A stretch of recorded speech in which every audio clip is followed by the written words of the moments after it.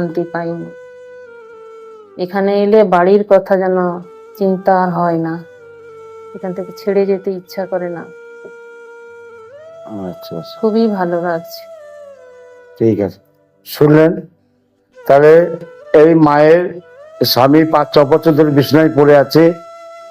আপনারাই বলেন, আপনারা সবাই মিলে বলেন, এটা কি সম্ভব? এটা কি সম্ভব? তার ডাক্তার যেখানে সবকিছু ফেল শেষ, তো ঠাকুরকে একটা কষ্ট করে ওই মা দেওয়ার ক্ষমতা নেই, গরিব মানুষ। তাও ঠাকুরকে তো দেওয়া না, নিজের মঙ্গলের জন্য দিলাম।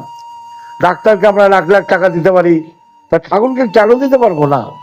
দিলে তো আমার মঙ্গল, দিয়েছে তো স্বামীর জন্য, তা ওর মধ্যেখান থেকে ভালো হয়ে গেল কি করে? এটাই শ্রী শ্রী ঠাকুর অনুকূল চন্দ্রের অমৃত লীলা, এটাই। আর এই অমৃত ঠাকুর বাড়ি আবার ঠাকুর করে নিয়েছে, তার জায়গা তৈরি করে নিয়েছে, তিনি নিজে আবার লীলা শুরু করে দিয়েছে। ঠাকুর তো বলা আছে, এবার করবো লীলা অতি চমৎকার, আমি না বুঝতে পারবো, তুই তখন ছাড়। ঠাকুরের বলা আছে, লীলা তিনি চালু করেই দিয়েছে।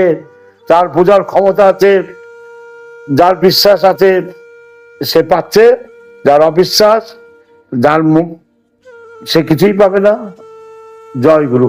বন্দে পুরুষোত্তম।